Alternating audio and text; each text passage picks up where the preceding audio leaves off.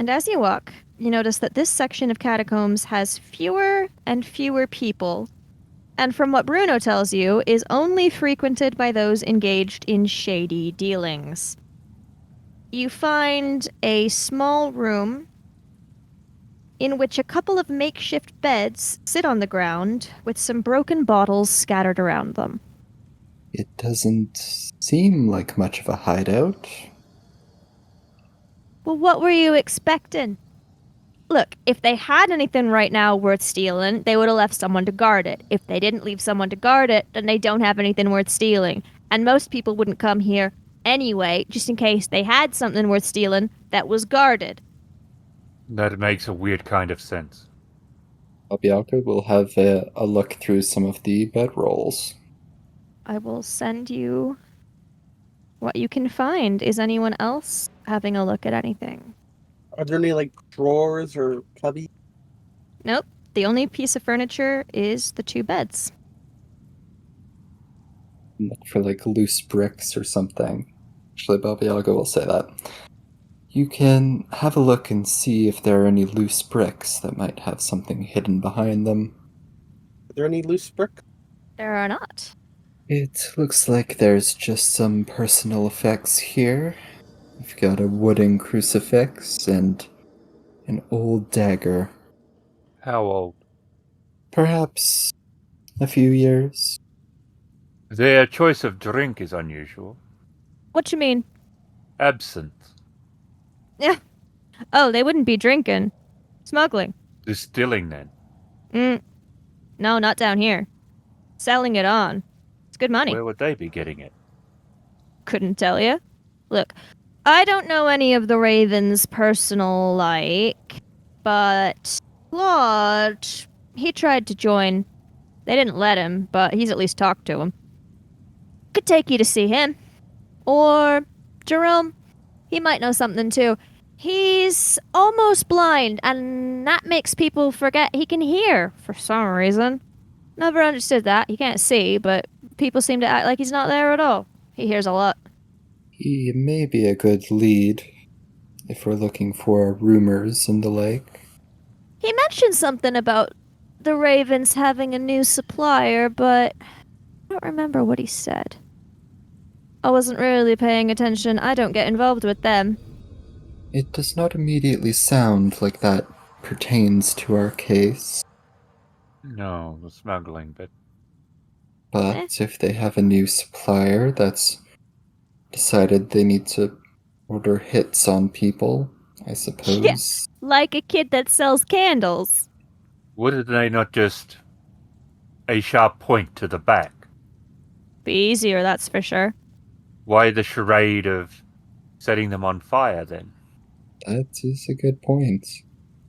Look, someone else you should talk to. Like I said, you can't really prove as a ghost was going to burn you. In my mind, either it burns you up or it doesn't. But Bernadette, she's someone I know, and she reckons she had a pretty close call. Is she reliable? I've not known her to lie, but she's been a bit on edge lately. Why? I don't know. Have to ask Bernadette. It seems to me like everyone down here has been on edge lately. Yeah, but I mean more than. If it was just the baseline, everyone's on edge, I wouldn't mention it. Well, let's talk to her. And Jerome as well. Right you are. Doing anything else in here? Now that you mention it, it does sort of look like a fight broke out here. I would imagine if they were smuggling it, there would be little profit in breaking the glasses. You also typically don't leave broken glass all over your hideout. What, you think they've got a broom? No, but I also don't think they have the best of shoes. They make more money than most down here. If anyone's gonna have good shoes, it would be them. We don't all have absinthe to sell. If I did, I wouldn't be leading you lot around. An absence of absence. Quite. So y'all done here? You want to go talk to Bernadette or Jerome? Which one? I mean, you can do both. Let's go to Bernadette first. All right. And he leads you through a couple hallways. Bernadette, he seems less sure where she'll be. He checks a couple different places, and then eventually he leads you to a small alcove in which is sitting a very nervous looking young woman, and he is correct in saying that she seems more nervous than the already slightly panicky residents of the catacombs. And seeing you all approach, she looks to be about to run until she notices one of you is someone she knows, and she stays, but you get the sense she's poised to jump up and flee at any moment. Hello, Bernadette. These people would like to talk to you, and I don't think they'll kill you. You won't kill her, right? Yeah, see? Nothing to worry about. And she does not look particularly reassured. What do you want?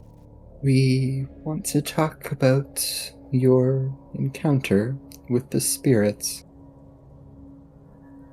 After you said encounter, she flinched, but when you specified with a spirit, she almost relaxed, as though that's not as bad as what she thought you were going to ask about. And she says, I was alone, and I started hearing laughing all around, echoing off the walls, and I knew there wasn't anyone else there because I went and found somewhere where no one else would be. Where was that? In the tunnels, what do you mean? How did you know no one else would be there?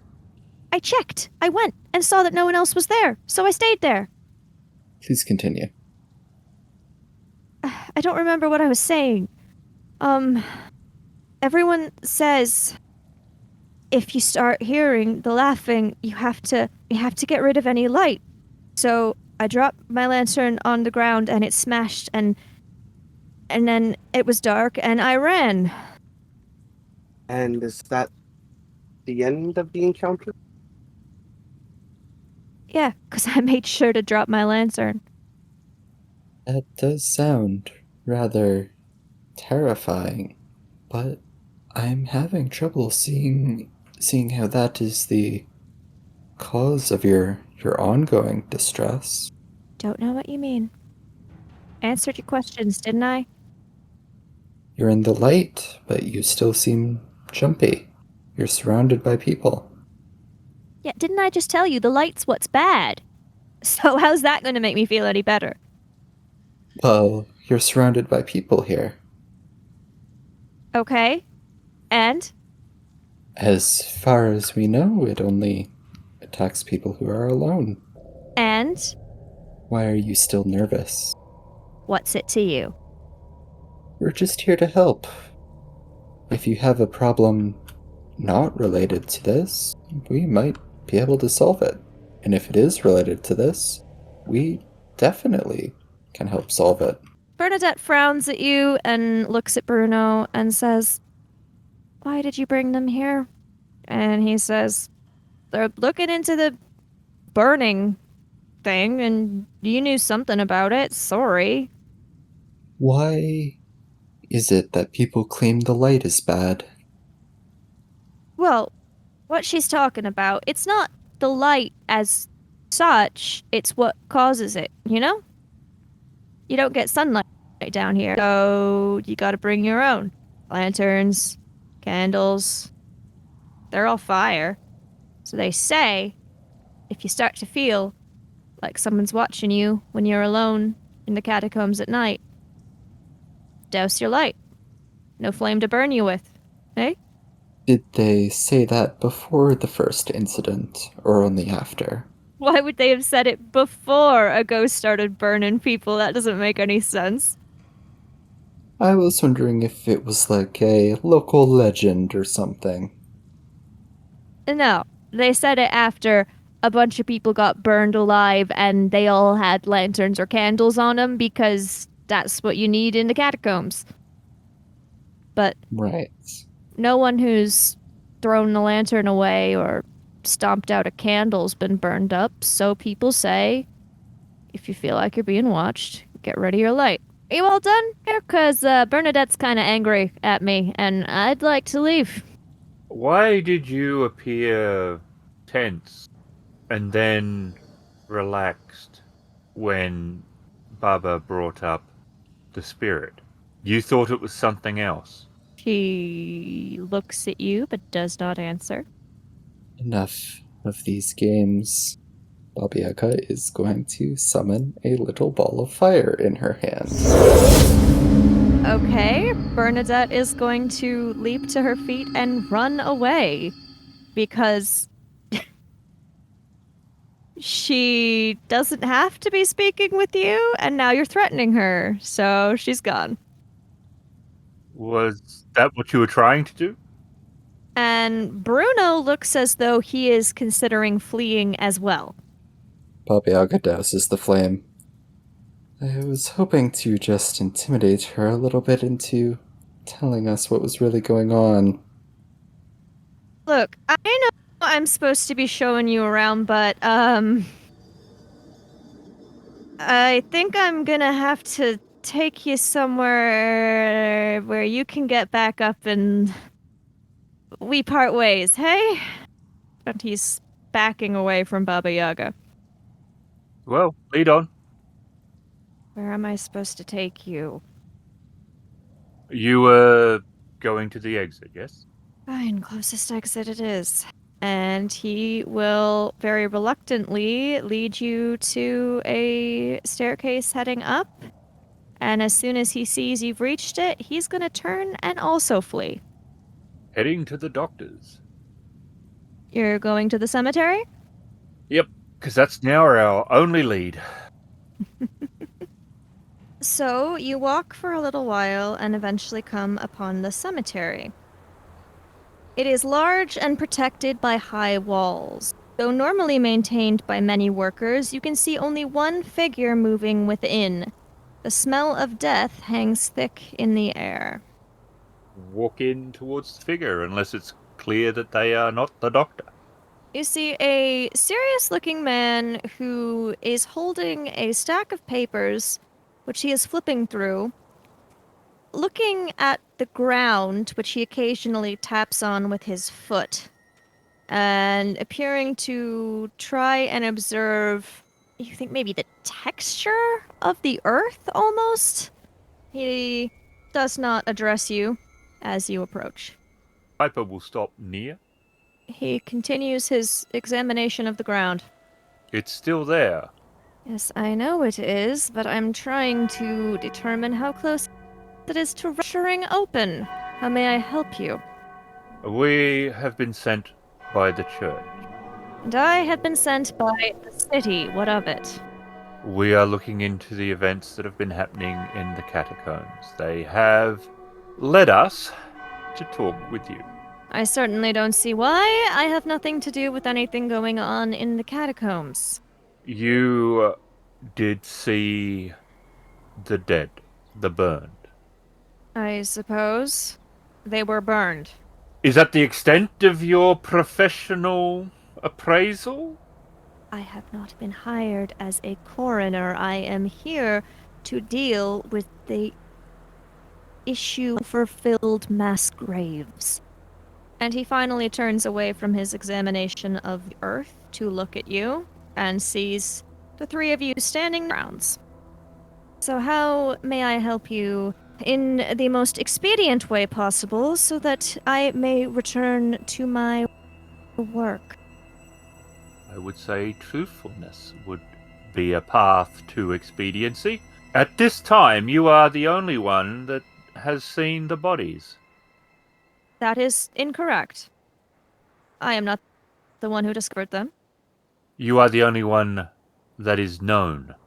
Those that transported, those that found it, are not known. There was a boy who took me to the spot in the catacombs where the bodies lay so that I could organize removal. Perhaps he can assist you. Possibly. But possibly not. But you are, however, a medical man, I am led to believe. Yes. You will wander among the graves. Hey, you, hey, back here, please. I would request that you please return to this area. Why? It may be unsafe. I insist, if I am to speak with you, that you return here. Baba Yaga thinks for a moment, decides she doesn't want to anger anyone else, and wanders back. What's James doing? James was gonna follow Baba Yaga because he didn't. But he's not wandering among the gravestones? No. Okay. And the doctor appears slightly relieved when everyone is back in front of him once more. What was your question? Initially, what did you find? We assume cause of death was from fire, but there's irregularities. What sort of irregularities do you mean? It is not impossible, obviously, for the human body to become ash, but the temperature required is quite high. None of them were fully ashed. No, they were not. Charred. What was the accelerant? None that I could detect. Magic. He frowns at you. I am unsure what you mean, child. Well, it seems like a pretty clear case of magic being used as an accelerant. He just looks as though you're talking nonsense because magic is not something familiar to really anyone in this universe. There was a candle found in some of the ash. And That would be impossible. The temperature required to create ash would have melted a candle beyond all recognition. I have no explanation, nor am I particularly inclined to seek one. As I said, I have not been hired for any reason to do with any burnings in the catacombs. No, but you are the ones that saw the bodies. I saw the bodies, yes. And as a medical professional, you paid so little attention? I have had other matters on my mind. Seems you are much more of a fraud than a professional. You people do not seem to understand that one does not do work one has not been hired to do. I have not been hired as a coroner. It is not my duty to investigate any bodies. I may be a doctor, but I do not make it a point to treat or investigate people on my time off or in the pursuit of my other duties. I have been hired to investigate the overcrowding issue of the mass graves and to come up with a solution, nothing more, nothing less. And it was mentioned to us that you have some rather unusual experiments, and that you were brought in because you have a reputation of trying to speak to the dead. His eyes widen when you mention speaking to the dead, and he looks past you for a moment out into the graveyard as though he's looking for something, but then he snaps his eyes back to you and tries to appear unbothered. There have always been foolish rumors. I am a doctor. I have dealt with much death. I cannot speak to the dead. Such a thing would be ludicrous. And we are investigators, and we too have seen much of the dead. But we are also from the church, which can, if it so wish, take a rather dim view upon such wild rumors.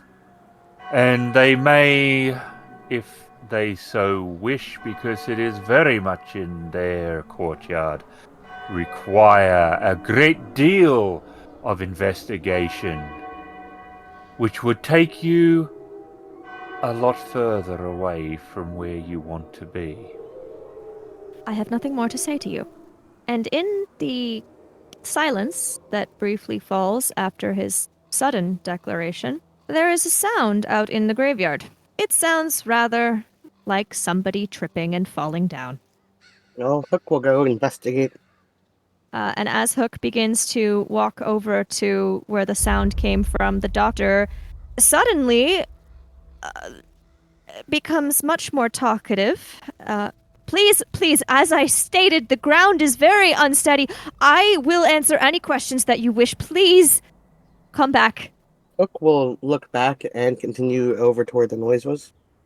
And he will find behind a large gravestone a young woman who appears to have tripped over her clothing, which you recognize is that of a nun, having seen many in the order. And she hastily scrambles to her feet and looks at you with some alarm. Hook will hold his hand out. She will sigh and allow herself to be helped up from the tangle she has caused herself. Where are you residing? Here. Do you have tea? Yes. Let us make some and have a cordial chat over that, rather than standing here. I do not think the dead is interested. All right. He will waiting to see what's happening over. Is Hook rejoining everyone else with the nun? Yes.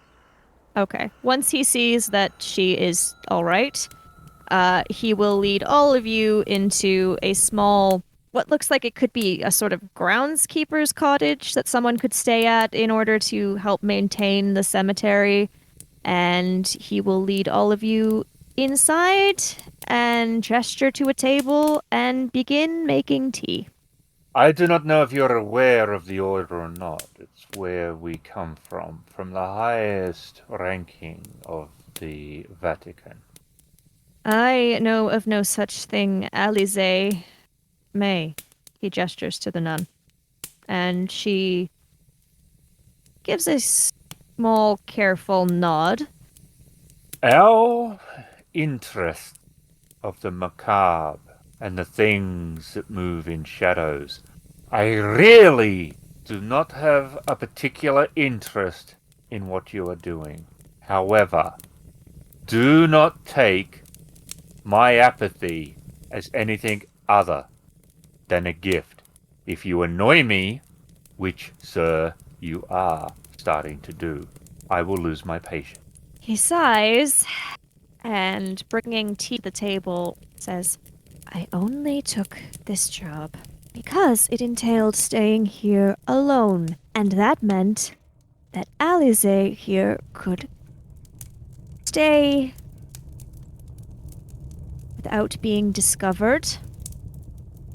It is close to the new year, as you know, and by then we would have been able to get on a ship and travel to the new world and start again. You do indeed have some bad habits. However, that is not my particular concern. The policing of nuns is not what we do. You are from the church. You forgive me if I feared you were looking for a nun who had broken her vows. We look for threats to the very fabric of the world. A broken vow is not of concern to me, unless it is. As of this time, we have bodies that are getting burned in the catacombs. There seems to be no connection, no rhyme, no reason. Many think it is a spirit, and we have met dark spirits in the past.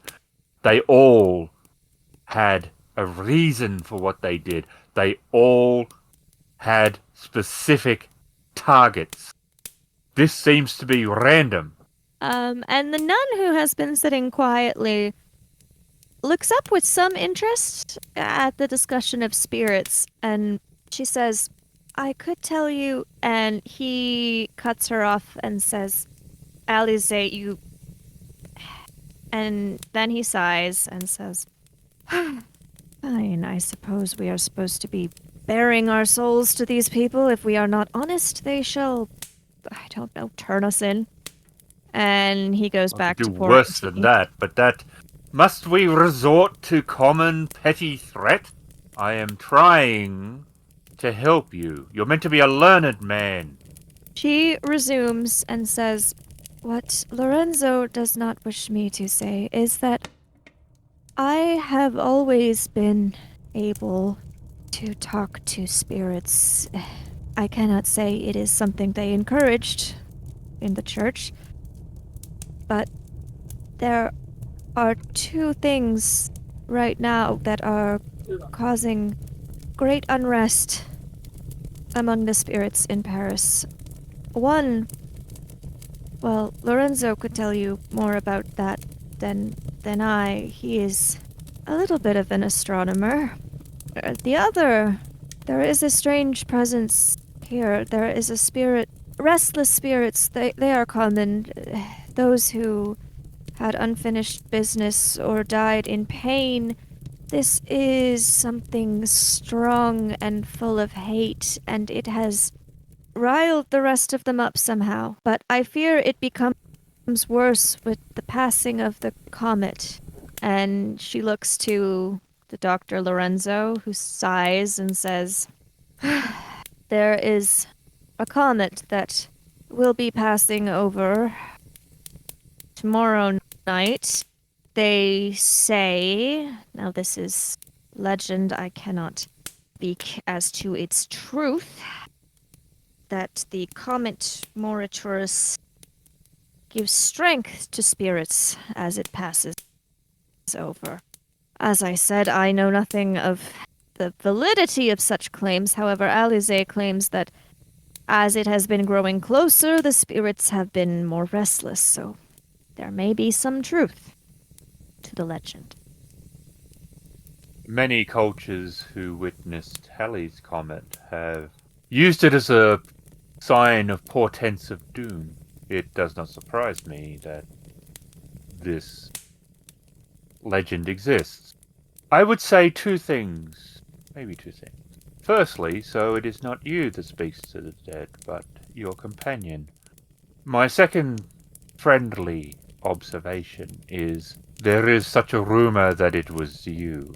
This rumor must have started somewhere. I would be more careful, as someone must have got some idea from somewhere. And he nods. To the nun, it has been our experience with what you have said. Nearly in every case, a spirit which has been dangerous has been so because of some wrong deed. But they never just targeted anyone. We have had children burned alive that have had no connection that we can seem to find. They always went for the ones that did them wrong, that did them harm. Lorenzo cuts in briefly because he seems unable to abide any sort of wrong information and says, "Children? No, one child." One child. The first victim. Why the child? We had asked about the others. Everyone had said there is no connection other than their poverty and their location in the catacombs. I wonder if it could have been an accident on the part of the spirits. The child? Spirits might not know what they're doing or have no control over it. I would say, well, there are spirits gathered here in this cemetery. They are concentrated in the mass grave that Lorenzo was hired to try and find a solution to, and they have been growing louder, so loud that it is almost painful to be near them. I cannot say for certain, but it feels as though all the spirits in the city are building towards something, and as you said, if a comet was seen as an omen of doom, then I do not know that we have much time to discover what it is they are building towards. Is it common for the spirit to still be attached to the body after death? It can be. We have found spirits at the place of their murder, but their bodies were long removed from that location. It did not feel as though there were so many here before. It is almost as though they are gathering. To what end? Why the catacombs? Do the ravens fit into this somehow? Were they somehow the start of all this? She looks at you, puzzled, and says, "The ravens?" A gang. A particularly unpleasant gang that exists in the catacombs. I am starting to wonder if they somehow put something in motion that they did not understand. We could always go back to their hideout at night and see if they are still there. And what is the plan when they are? Run. Honesty? Not exactly helpful. She shrugs. They may not be involved. They may just be petty and pathetic. But did they murder someone? Someone whose hatred has manifested? That I couldn't tell you. I know nothing of anyone from the catacombs. I told you. I met a boy that the father from the church said is a good guide, but other than that, I have had no dealings with them. Yes, we also met him. Yaga here scared the holiness out of him. Why are the spirits here, in the graveyard? I realize the bodies are here. Is there more to it than that?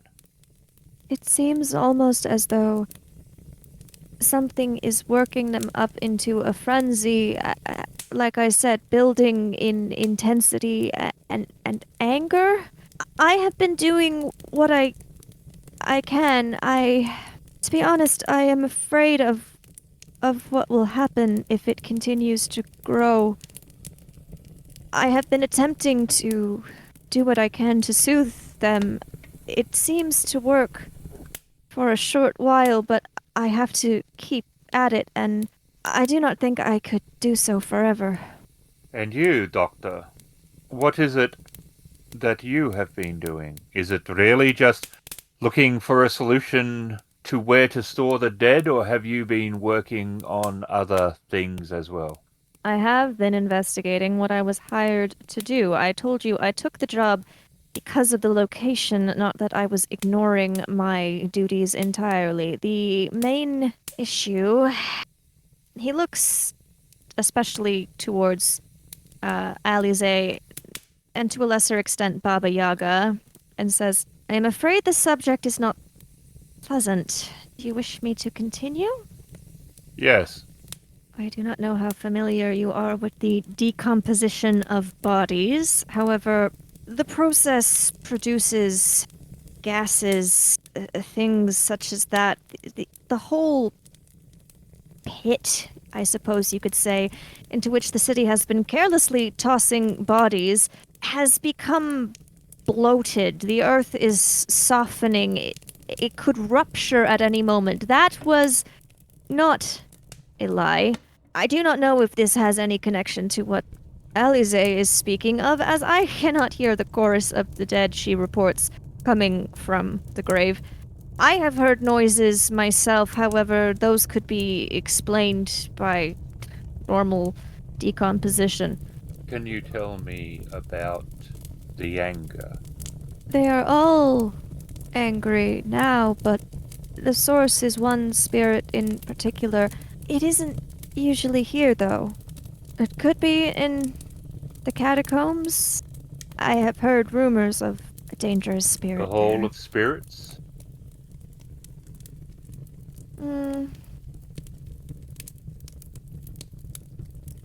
That I do not know anything about. I could, and she glances at Lorenzo as though she knows he's going to disapprove, but continues anyway.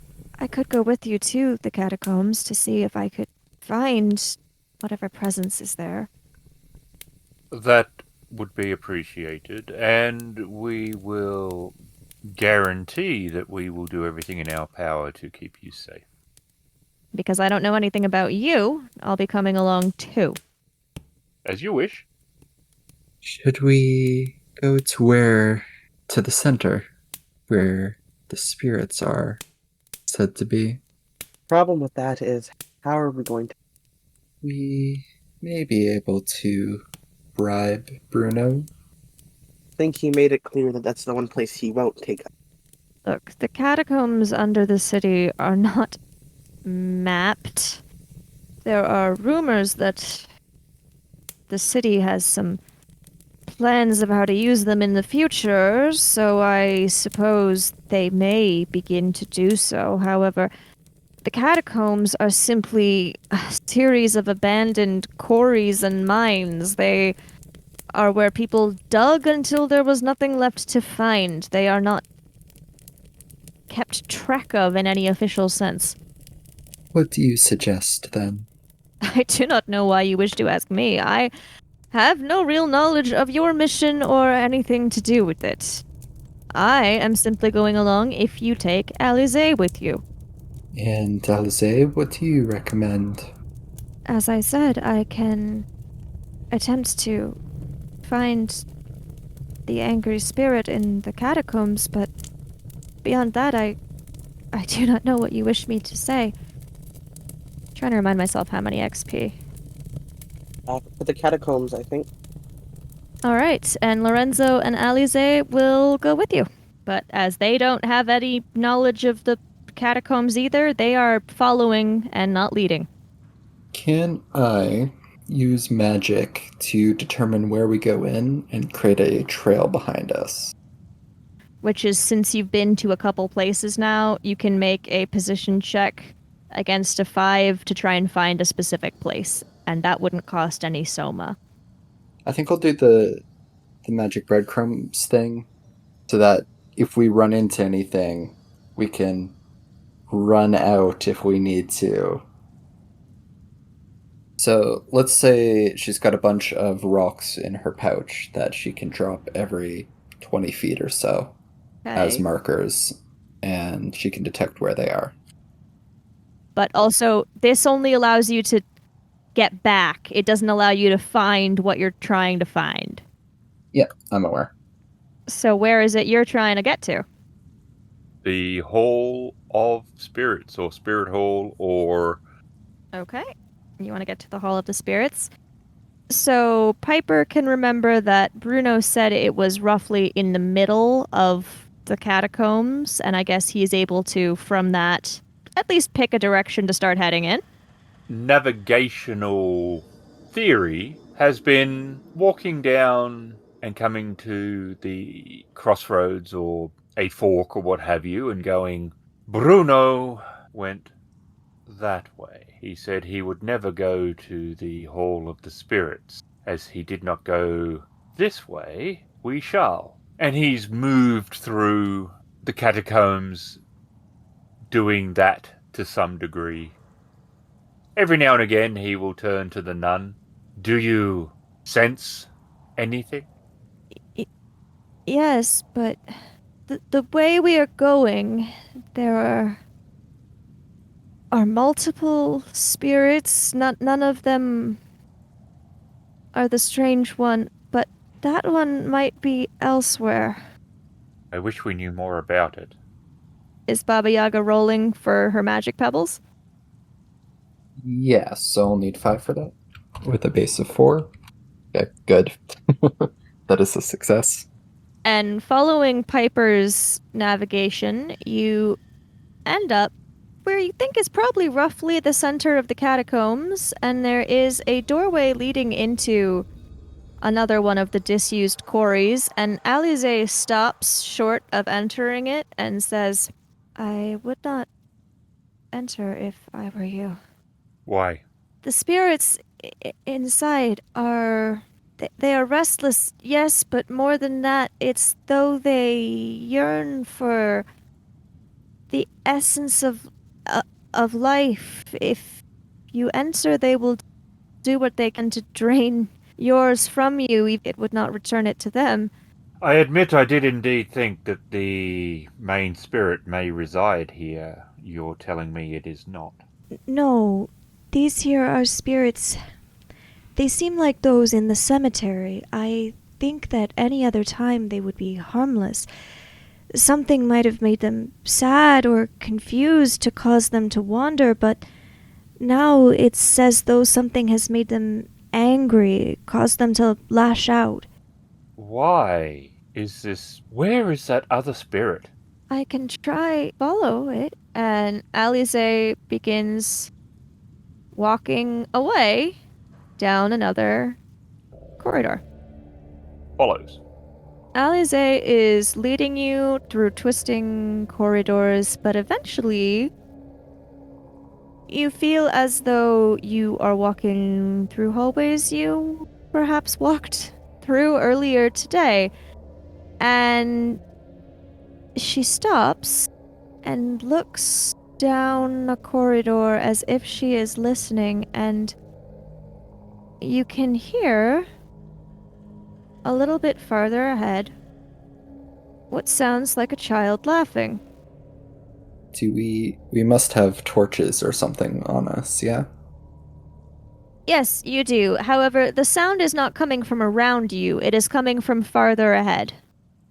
And as you stand there, again, not as though it is surrounding you, but farther down the corridor, you remember that down that way was the Raven's hideout, and you can hear laughing growing louder, and then the sound of whispers, and then what sounds like another voice. You can't make out the words, but sounding terrified, shadows, but then they suddenly go out, and Alize takes off running down the corridor towards where the sounds had been, but as soon as the lights went out, they stopped. Baba Yaga is running after Alice. Mm-hmm. James will also. Okay, and she has entered, and as you come with you, I assume bringing whatever light sources you've got, she has entered back into the Raven's hideout that you were in earlier, and is looking at a young man who is kneeling on the ground where he has just smashed his lantern. You can see more glass and a candle from which a small plume of smoke is rising. And he is looking petrified. You heard the spirits? What? So, what do you mean? What did you hear? What did you see? I didn't see anything. The ghost that's killing people. I put out the lantern, so it shouldn't get me. I don't think. I mean, you've got lanterns, but it only gets people when they're alone. So I should be all right. I think. You should be. Are you a member of the Ravens?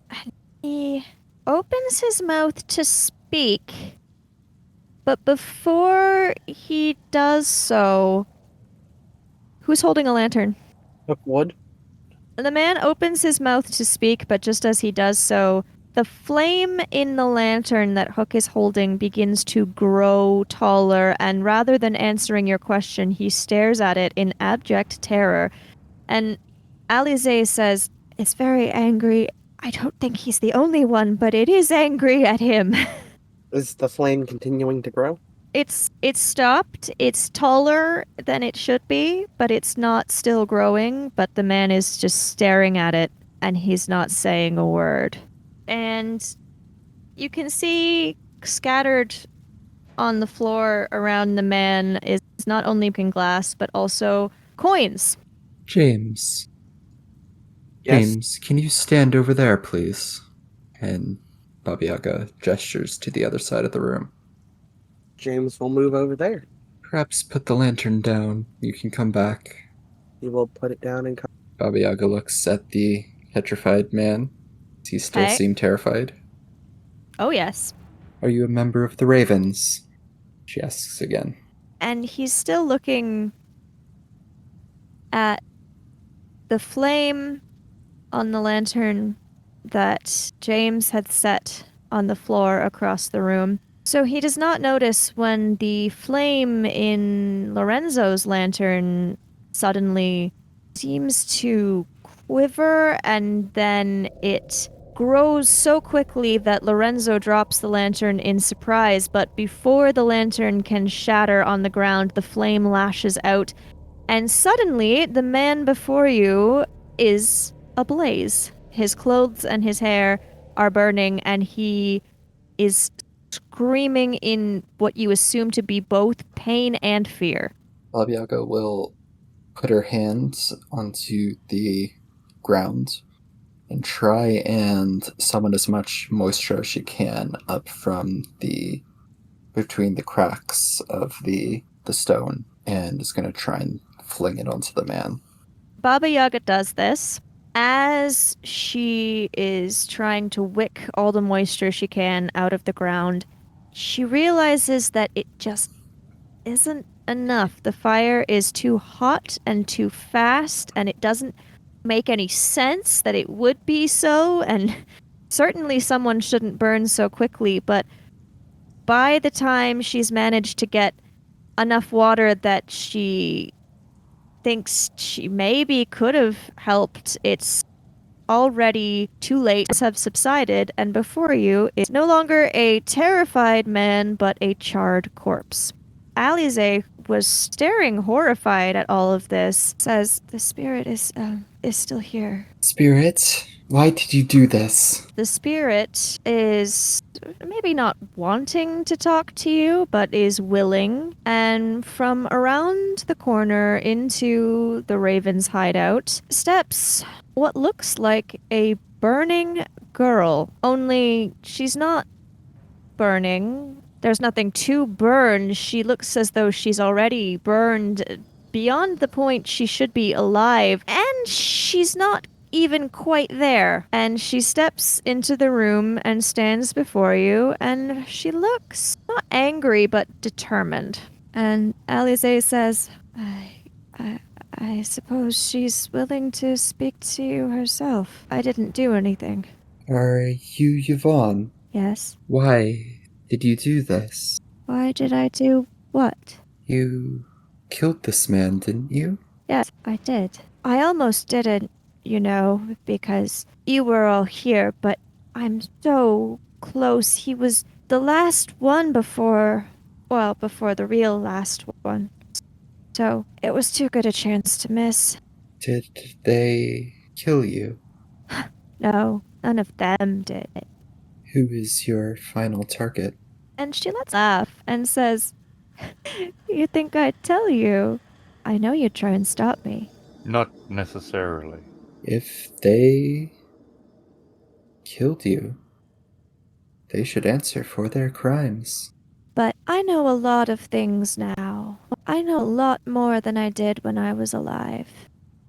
And I know that the world is not fair. And there's some people, like me, who if they die, no one care. Incorrect. We're here. Yes, you're here to stop me. No, we were here to investigate what was happening. You'd try and stop me if you knew what I'm going to do. This whole city needs to burn. Why? It's full of people just like him, and just like me. And who was he? Olivier. He was a coward. They all were. They all knew, but they were too scared to say anything.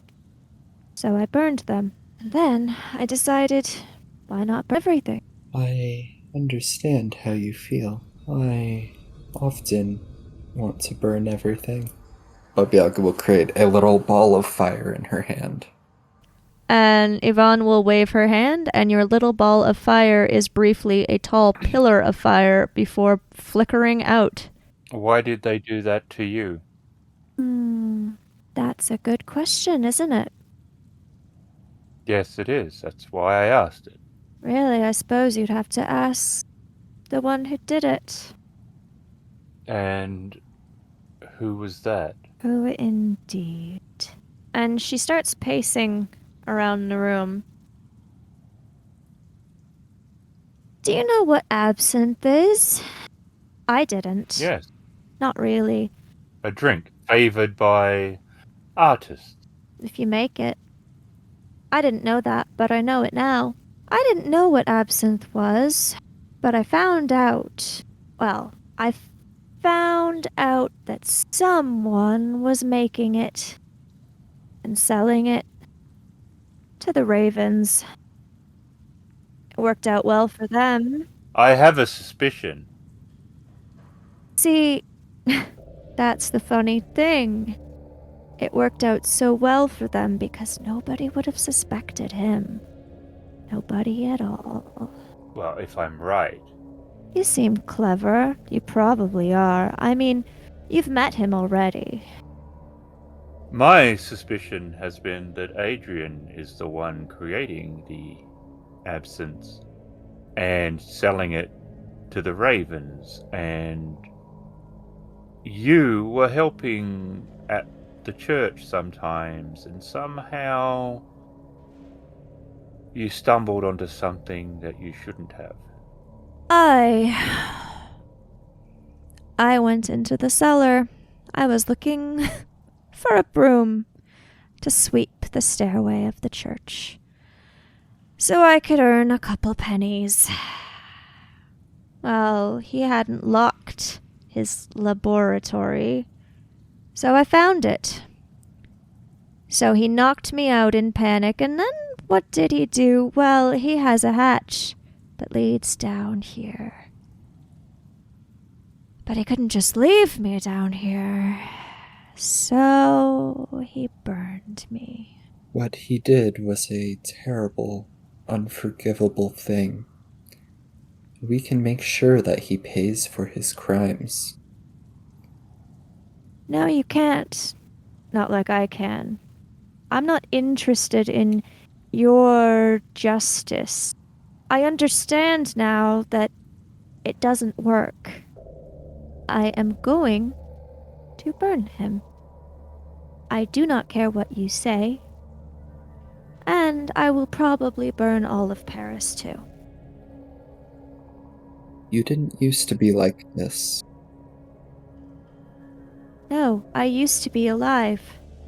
The ones like him, they should burn. That's not all of them. The ones they do. Incorrect. What about Marie? What about her?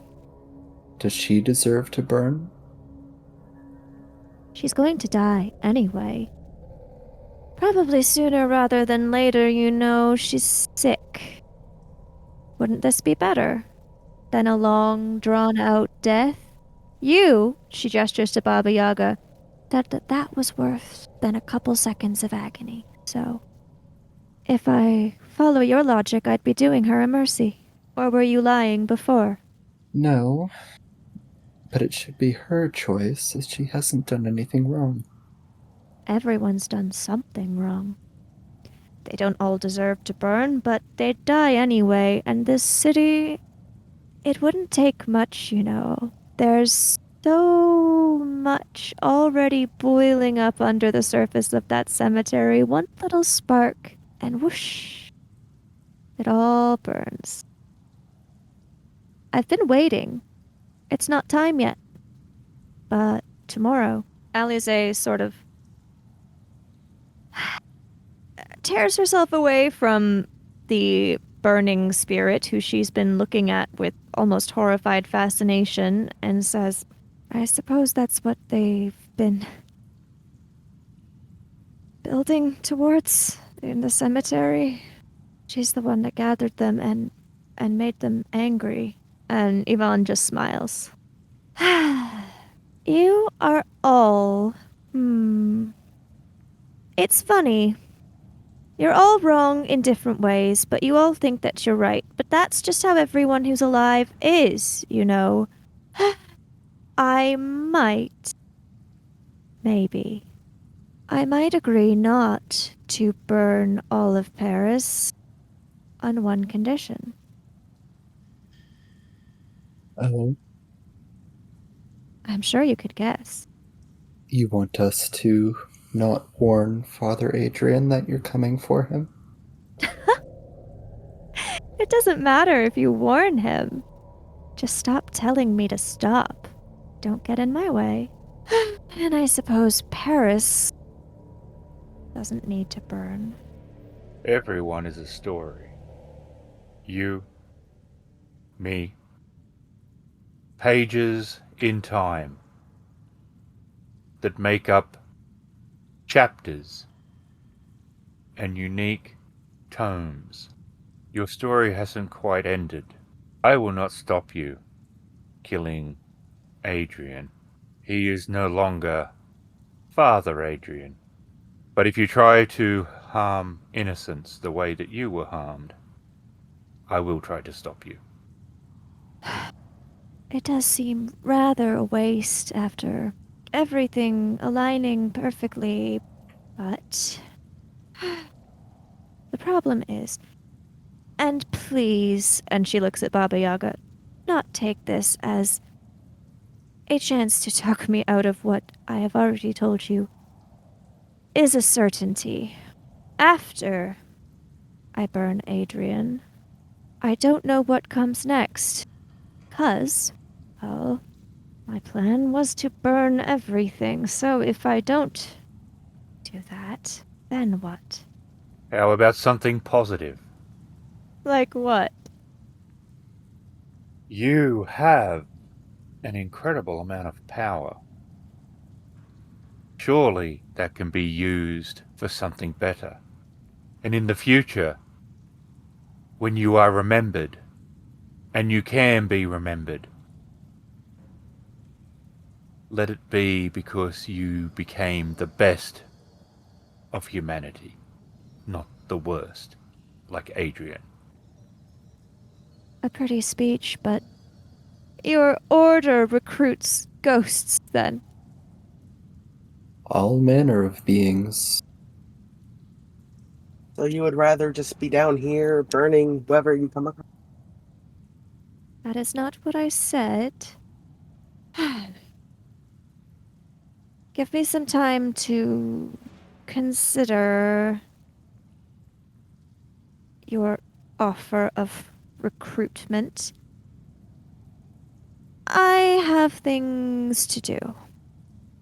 And she steps away from you and almost seems to step into thin air as she fades from your view.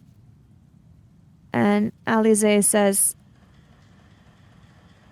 she is not gone only from view, but from this place. She talks of... She says she has learned things she did not know while alive, and that may be true. I do feel, however, that some of her talk... She says she may not burn Paris. At this point, I do not know how much of that is truly up to her. The things she has set in motion may not be so easy to undo. It may be outside of our abilities. It is not outside of our abilities to stop her. But what good would that do? She is the one who began this. I do not know that she could call it off, so to speak, but she may be able to help you stop it. She is still focused on her task, Alize says with a grimace as she is referring to the burning of a person. After that, if you could enlist her aid in dealing with the other spirits, I will do what I can, but I am one human. Lorenzo, who has been mainly silent, chimes in. Forgive me for not sharing your optimism, but what makes you think you could reach him before her? Right, there is that. She may have trouble entering holy ground. Is it still holy? That is a good point. I am not entirely sure. I don't mean to tell you what to do, but if you have any intention of capturing or speaking to this man while he still lives. Had you not better hurry? I have no intention. I do not either. I am interested in trying to gain her aid in disbanding what comes next, but I don't mean to say you should stop her, but if you wish to gain her aid, why not go to where she is sure to be? Otherwise, you may not find her before tomorrow.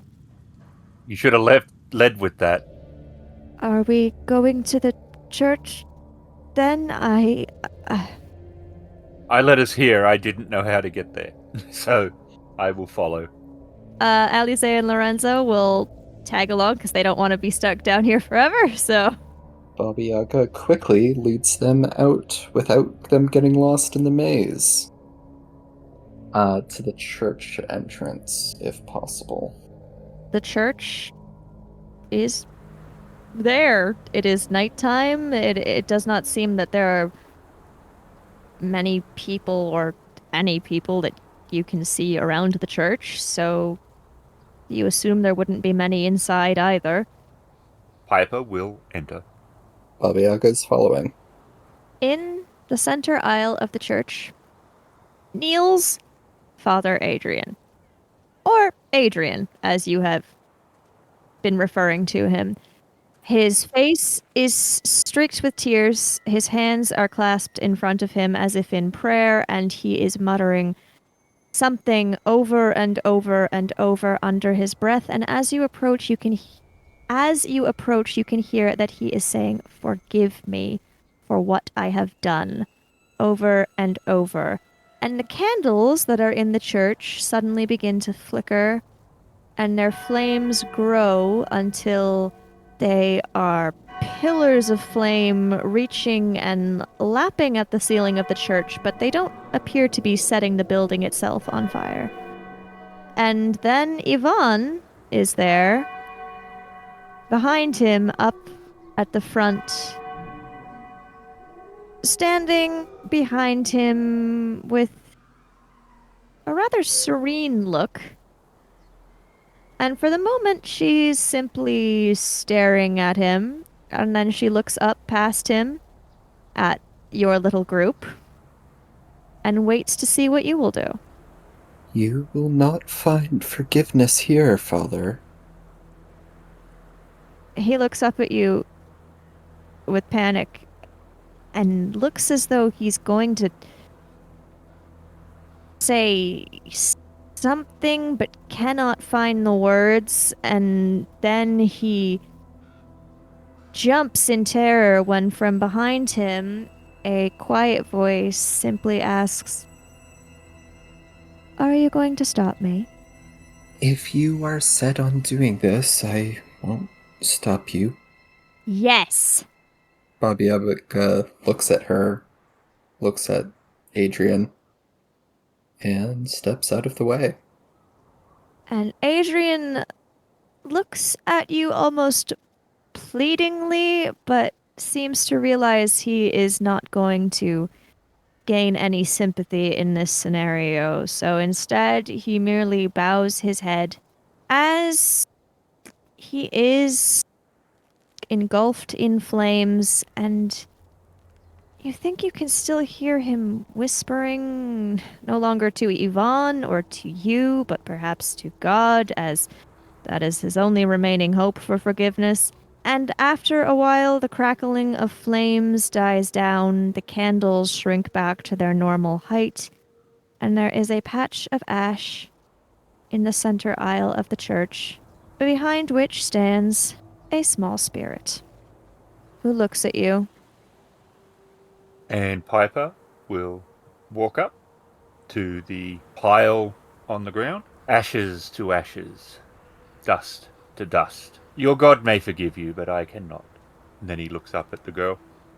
And she, in the moment after he was charred and became dust, had a look of satisfaction, but it has faded into a look of worry. She says, They were angry because of me, so I thought they wouldn't still be angry, but... And Alize says, the spirits are still... It almost seems worse. I do not know how much time remains. And Lorenzo looks at her confused and says, I thought you said the comet isn't until tomorrow. And he frowns and seems to be considering and says, well, it depends on how you think about it. I mean, it should be tomorrow night is when we'd see it, but I suppose it's still there. I don't know. Alize, this is your realm. And she is looking quite distressed. And Yvonne, you haven't ever seen her look distressed, but she does look vaguely worried. I have done what I needed to. However, I fear I must now do something else, or whether I want it to or not, the city will burn. You can still stop it. I can try, but they are so angry, they will not listen to me. So what options do we have?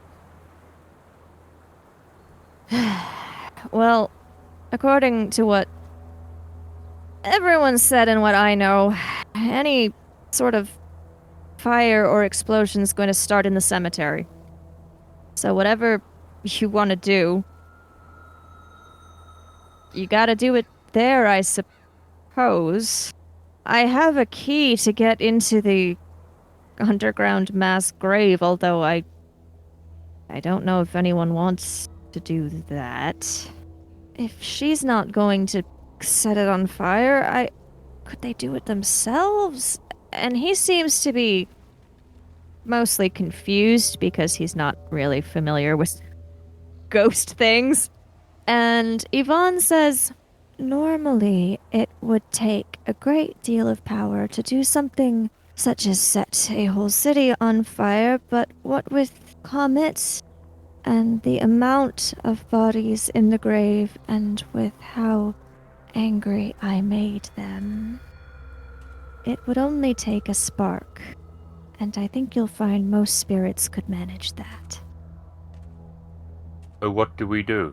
At one point, the feeling was removing the core, the nucleus, would lower the situation. In this case, that was you. It has been suggested that you may have been able to aid in reducing their anger. Alize chimes in and says, I cannot claim to be an expert, I apologize, but as far as I see it, there are two ways you could go about it, or both at once. Truthfully, you could try and calm the spirits, although that could be difficult, considering, unlike Yvonne, they have no set target for their anger. It is hard to alleviate that, since it is not directed at anything in particular. The other possibility would be removing, in a sense, the spirits, destroying or exorcising or something. The fewer spirits there were, the less energy and anger there is, the less likely it is to set off any kind of fire or explosion. Do we have access to people you trust? for what purpose? Trying to ease the souls of the departed. Well, the only one that can do that I know or trust is... And he gestures to Alize. And she says, I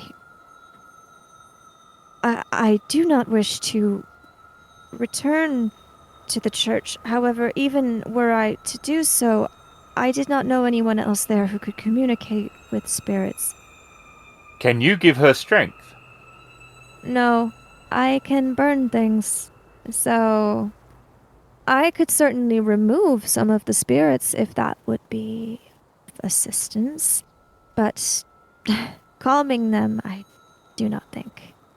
I would rather have them move on to whatever is next peacefully. They do not know why they are angry. They have ended up in twice a situation of despair. They are more like a bomb. Alize says, I fear Yvonne may be right in that it may be too late to try and convince them of anything. They are quite possibly beyond all reason. How many are there? Well, I do not think you would need to fight them all. As I said, if you could lessen the numbers any, and we could also try and calm those that are there, anything to reduce the amount is really, I think, all we can try. If there were fewer spirits or less anger or both, then You could try and exorcise them, and we'll keep you protected if they try and stop you. I suppose. And Lorenzo looks doubtful. So you're going to fight ghosts to keep her safe, hmm? It won't be the first time. And he still looks doubtful. Alize, this is really not what I had in mind when I said you should come to stay with me. And she almost grins. I am fine to try to calm or help any pass on that I can if you believe you could stop them from harming me or any of yourselves, or, well, she looks at Yvonne and smiles. I suppose you're probably all right. And Yvonne says, I could certainly try and help thin the herd, as it were. We may require you to do so. And Lorenzo says, I don't think I can help really at all. Not that I won't, if you've got a suggestion. I just... Ghosts and bombs and whatnot, it's really not my area of expertise. You have taken your first step into a larger world. If you'd like, you can stay here and clean up that. No. I shall leave that to... Well, I don't know who's in charge of this place now. The same as it always was. God. I don't suppose he'd like to clean it up, would he? No, I think he is leaving the mess of this one to us. Alright, we have a plan. Then I suggest we hurry. I fear the other spirits are not quite as understanding as I am. And Piper turns and leaves. And Yvonne, giving one last glance at the pile of ashes she has left on the floor, will glide after you. And Alize will follow, and Lorenzo doesn't want to stay to sweep up ashes, so he'll go with Alize. As you make your way back to the cemetery, the atmosphere is very oppressive. The last time you were here, you noticed the smell of death, but it seems to have grown, and there is an almost palpable tension in the air. And Lorenzo starts looking around and says, I mean, sure, it seems worse than it did earlier, but it's not like everything's on fire. And as he says so, you notice behind him 5 spirits approaching. They are not on fire, but they do seem angry. There are 5 restless spirits making their way over.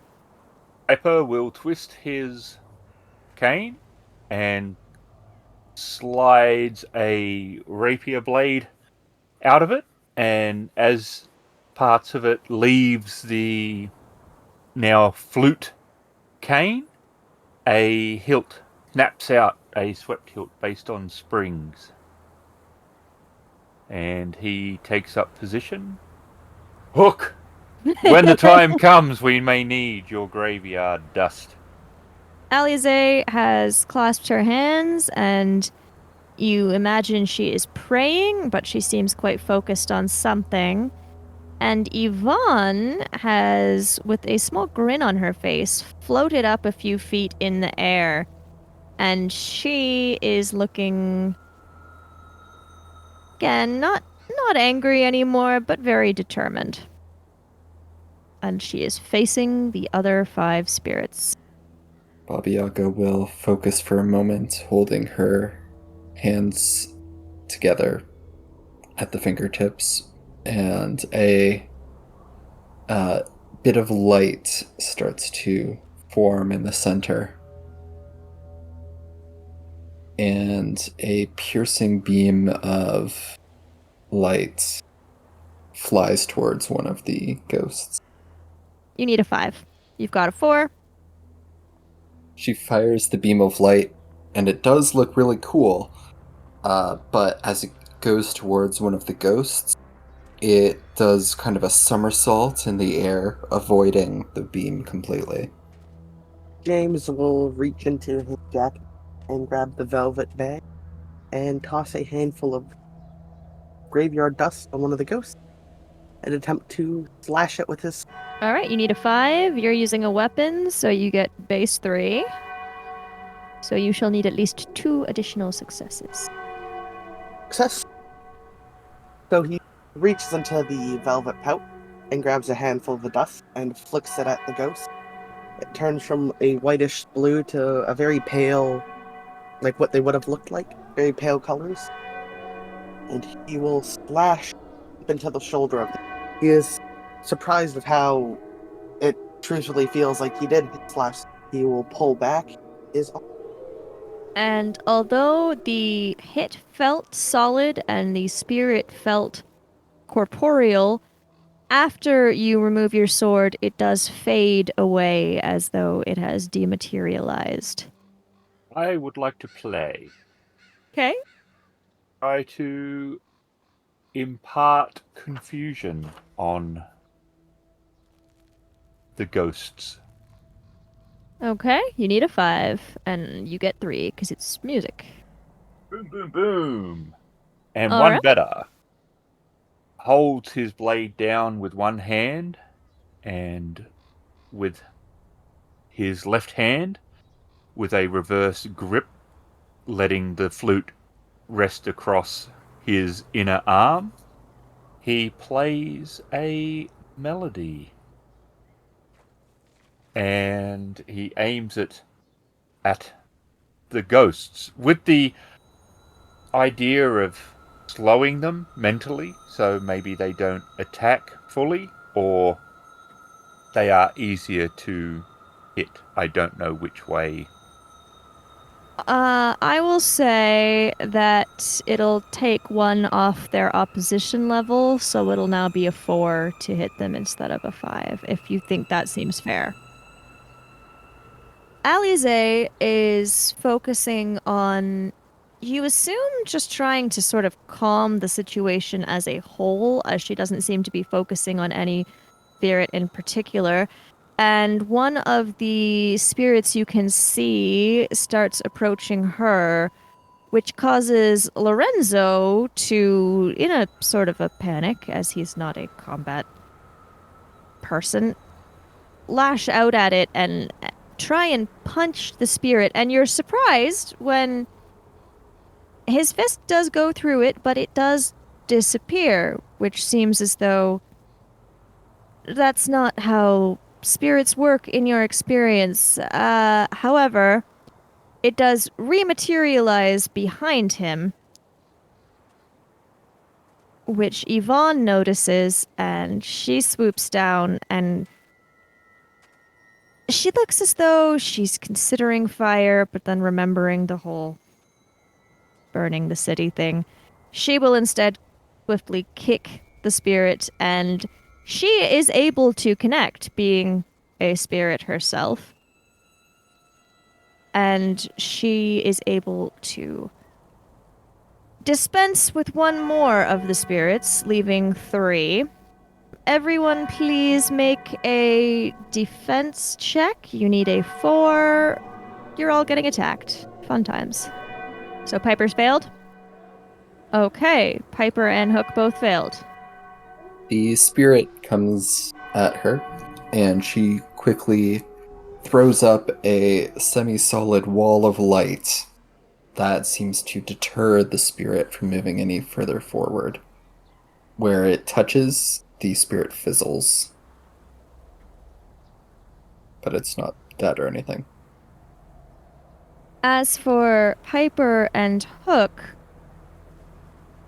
you are both surprised by how quickly the spirits are able to move. At first, they seemed to be sort of slowly making their way towards you, but perhaps when they saw a moment to strike, or simply spurred on by a sudden burst of more anger, they were able to close the gap between themselves and you very quickly. They do not attack per se, as in they're not trying to hit or strike you in any way, but simply by touching you, even though they do not make contact but pass through you, it is a very cold, burning feeling, and it reminds you of how Alize had said that the spirits in the catacombs would try and suck the life out of any living things they encountered, and you each take 1 wound. Annoying, but okay. I'm sorry. Yaga will ready another beam of light. Okay, you need a 4 now, and you've got a 4, so up to you. Baba Yaga concentrates for another moment, holding her fingertips together as a small orb of light starts to shine, and she throws her arms out in front of her. The beam of light shoots forward, impaling one of the spirits, and it splits in half before each half dissolving. Okay, 2 remain, Piper or Hook. James will do something different this time. He will toss the graveyard dust on another ghost. Okay, you need a 4. He once again flicks more dust onto them, and they become more pale and get a little bit more color. He will quickly go back into his jacket, pull out a flintlock, and fire it. The ball goes straight through, but the spirit seems to disappear. Well, he knows from what they said at the start that he can't hurt them. So he will just try to stay in the way, protect the nun. Piper basically pulls the attention of the spirit to him rather than the nun.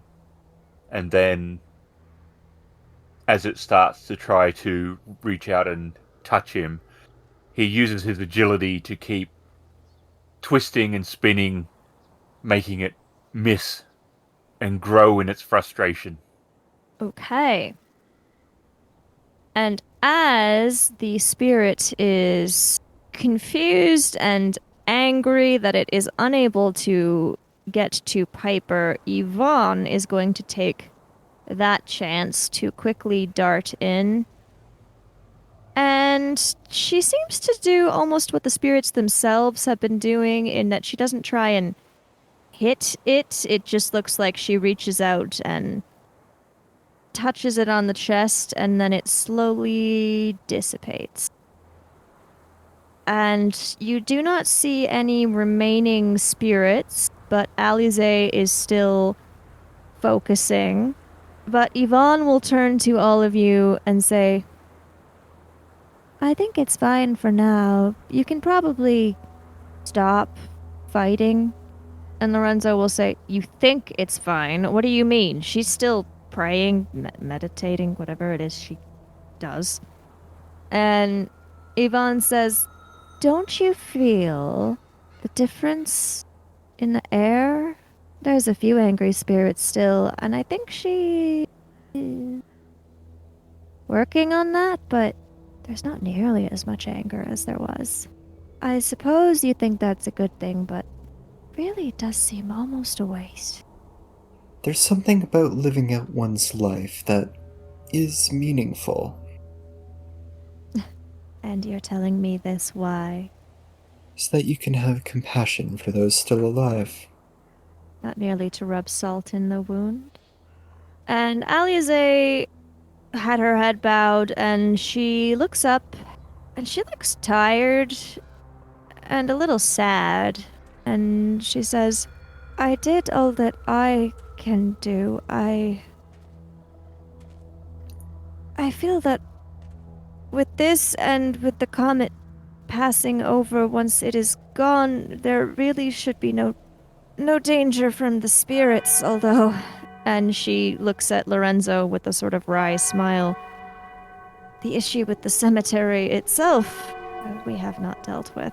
And then she looks to Yvonne with a sort of curious look and says, "I have never seen a spirit like Yvonne before. I truly do not know how the usual rules would apply in this case. She stated she has no interest in passing on, and she is still here."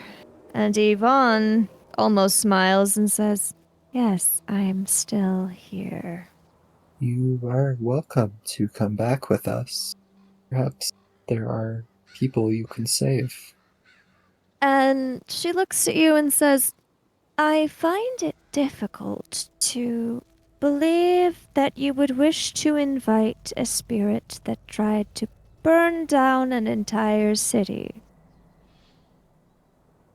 We wouldn't. We would invite a spirit who tried to prevent a city from being burnt down. A cynical person would say I was only correcting my own mistake. That's all we can do when we make mistakes. I did kill 7 people, if you'll recall. There are good reasons for killing, but we prefer to keep it as a last resort. Do you think you can stay true to that? You are rather confusing, you know that? One minute it's, "No, don't kill him, leave him in jail to rot," and then it's, "I've killed so many people," and then it's, "Well, don't kill people unless you really need to." There's no consistency. I can think of one way you could have stopped me from killing him. Yes. If you'd killed him first. Yeah, I considered it. And Alize is looking to the 3 of you and says, I do not mean to intrude in whatever it is that you do, but can I take it that you are going to be responsible for her?" "Yvonne, I bear you no ill will. But," and she turns to the 3 of you, "it would be nice to have some assurance that this will not be repeated." Yes, as long as Yvonne is fine to come with us, then "I don't really have any other plans for, well, the rest of my..." And she pauses. "I don't know what. I don't know how this works now." you don't need to. "And what's the church going to do about all of this?" She grins. I am waiting to see you explain this one to Father Mateo. "Are you going to go report to Father Mateo, or just hope he never asks?" Think the latter. Well, Piper will do his report. Yvonne will tag along with you because she doesn't know where to go. Baba Yaga will approach James. You still have some of that powder left. I'm not giving it. Oh, that's a shame. I could hold on to it for you. We're gonna report to Father Mateo, and then I will go return it. If you want it so badly, you can steal it. Well, I guess if I have permission, it's okay. Permission from who? You, to steal it. But you were the leader of this group, aren't you? I thought you didn't need permission. I order you to give me the grave dirt. Huh. She puts her hands on her hips. He will hold it high up above her. She makes one jump for it. And while this is going on, there has been a little bit of commotion caused, so Father Mateo has left his office to see what is going on, and he finds Baba Yaga attempting to grab something out of James's hand and looks confused. And was also probably going to walk into Piper, who was going to see him. Okay. I'll say he was already out and about, so he's just happened upon the lot of you.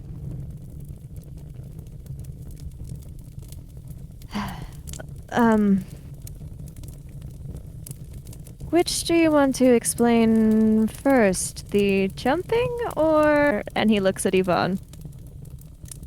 We saved Paris. Gay Paris is very safe at this time. The mission was a success. I see. We found what was going on. Which was? There was a unhappy spirit who was dealing justice to those that had done her very wrong. I see.